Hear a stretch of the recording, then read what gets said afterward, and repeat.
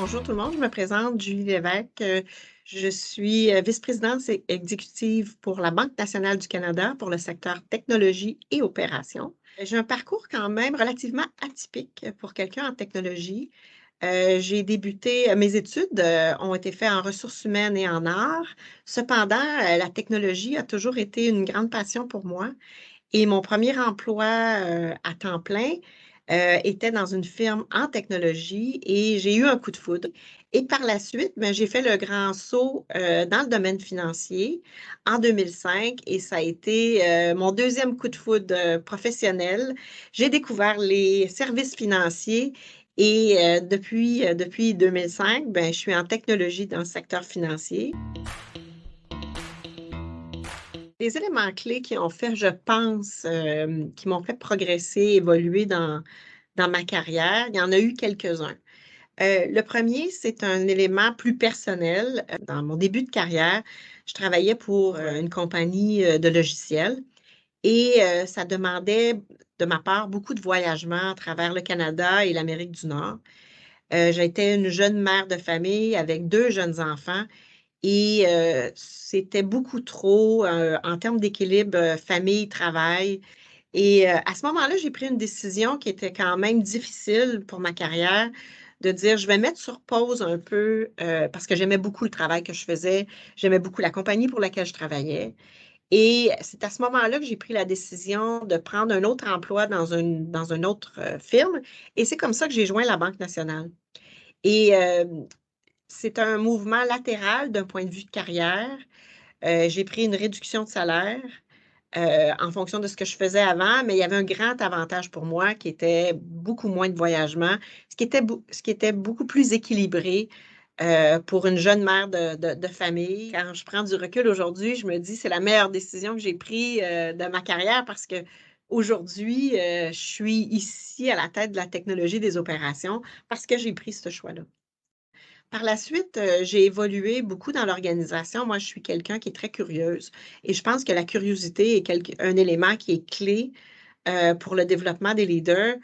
J'ai jamais eu d'aspiration de devenir CIO. Ça n'a jamais été même dans mes réflexions.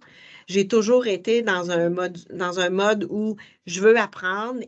Je vais prendre des postes qui soient soit latérales ou d'autres types de postes pour être toujours dans un mode de continuer l'apprentissage. J'ai réalisé aussi quand même tôt dans ma carrière que ce qui fait, à mon avis, un, un exécutif qui a de la crédibilité, de l'assurance et qui apporte de la valeur, c'est d'être bilingue. C'est-à-dire, on doit être en mesure de parler affaires et on doit être en mesure de parler technologie. Et ça, c'est un élément, je pense, qui a fait la différence dans ma carrière parce que j'ai toujours eu une facilité à vulgariser la technologie pour les gens d'affaires. L'apprentissage, pour moi, est important et l'apprentissage sous-entend de se faire accompagner également, que ce soit par un gestionnaire, par un leader, pour avoir de la rétroaction, avoir du feedback. Ça a été tout le temps un élément qui est important pour moi, toujours en mode amélioration, travailler sur mon leadership, mon impact sur les équipes, mon impact également sur la gestion des parties prenantes. Donc, je me suis fait accompagner. J'ai eu un mentor au début de ma carrière. Je me suis fait également accompagner par un coach depuis 2 ans. De façon ponctuelle. Après, je suis arrivée en poste dans le poste actuel en pleine pandémie, euh, une grande équipe. Ça a été un grand choc et je me suis dit, il faut que je trouve des moyens de rééquilibrer un peu mon énergie. Donc, je fais beaucoup de sport. C'est nécessaire pour moi. Mon sport de prédilection, c'est la boxe. Donc, je m'entraîne 5 fois par semaine à la boxe, 1 heure par jour. Et ça, pour moi, c'est la meilleure façon d'avoir un équilibre mental. Il y a plusieurs réponses, je pense à ça. J'ai une responsabilité importante avec plus de 6 000 employés. les garder engagés, mobilisés, qui comprennent la vision, la destination à laquelle on va. Ça, pour moi, c'est un défi de tous les jours et c'est très motivant. Donc, la transformation de l'organisation qui est sous ma responsabilité, transformer la banque, la mise en place de la banque de demain, c'est aussi, à mon avis, un mandat qui est, un, ambitieux et deux, très, très, très stimulant. Développer des talents, ça, c'est également toujours, et là, je vous parle d'un point de vue personnel, c'est toujours très satisfaisant de voir les gens que j'ai appuyés dans leur développement, que j'ai appuyés dans leur carrière, qui se développent, qui prennent des mandats de plus en plus grands. Je suis très fière de certaines pour la plupart, c'est souvent des collègues féminines que j'ai appuyées dans leur développement, mais ça me rend extrêmement fière et ça me donne beaucoup d'énergie pour continuer ce que je fais. Parce que dans un milieu au niveau de la technologie, on n'est pas beaucoup de femmes. Et j'ai une responsabilité, je me donne une responsabilité de développer les femmes et de les appuyer le plus possible dans ce domaine-là. Savoir bien s'entourer, ça, à mon avis, puis pas avoir peur d'aller chercher des experts qui vont être meilleurs que nous sur certains domaines. Moi, ça, c'est quelque chose, à mon avis, que souvent, on a peur de faire ça. On se dit, oui, mais tu sais, c'est moi la leader. Oui, mais une bonne leader, c'est bien s'entourer et complémente son équipe. Donc, ça, pour moi, je pense que c'est essentiel pour avoir une bonne carrière. Aujourd'hui, de savoir parler affaires et savoir parler technologie, à mon avis, c'est un must. Donc, quand on a des gens qui sont des purs technologues, je vous conseillerais d'aller vous chercher, de retourner à l'école s'il le faut, mais d'apprendre les finances, de savoir lire des états financiers, d'être en mesure de comprendre la dynamique à faire. À mon avis, c'est beaucoup plus important que de travailler sur, on dit souvent ça aux femmes, là, tu dois travailler sur ta prestance, ton assurance.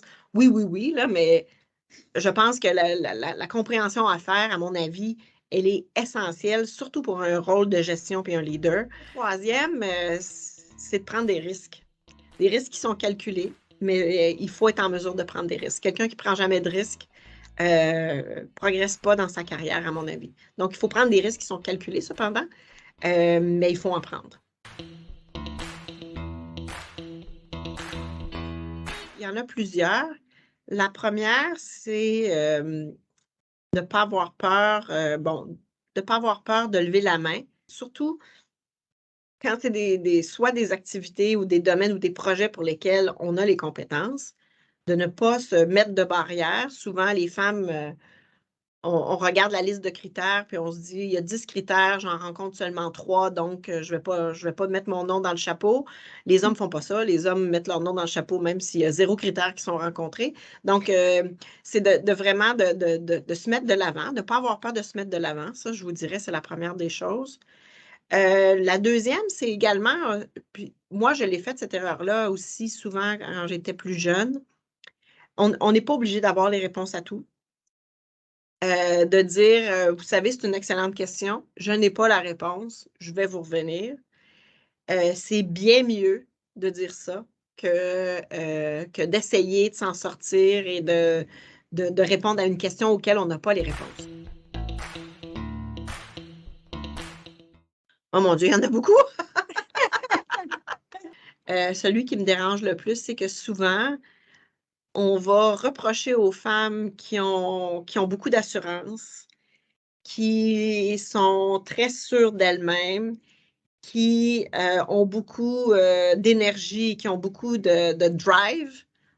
On va dire qu'elles sont carriéristes et qu'elles ont énormément d'ambition et que c'est très péjoratif comme commentaire. Tandis qu'un homme qui fait la même chose, jamais on va dire ça. On va même dire, hey, c'est le fun. Il démontre beaucoup de leadership.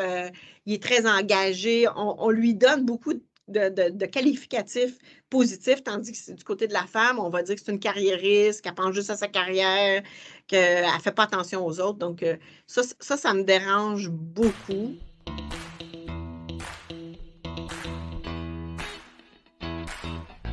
elles en ont du courage parce que malheureusement encore aujourd'hui, ça demande quand même un peu de courage. Ah ben peut-être, tu sais, vous m'avez pas demandé si malgré tout ça, est-ce que est-ce qu'on est heureux? Totalement, je m'épanouis beaucoup, j'aime beaucoup mon travail, j'aime beaucoup mon organisation, j'aime beaucoup mes équipes. Je suis à un point dans ma carrière, je vous dirais, où, peut-être dans 2 ans, ça sera autre chose là, mais aujourd'hui, je suis très sereine, très équilibrée. Ça a pris du temps, mais là, je le suis.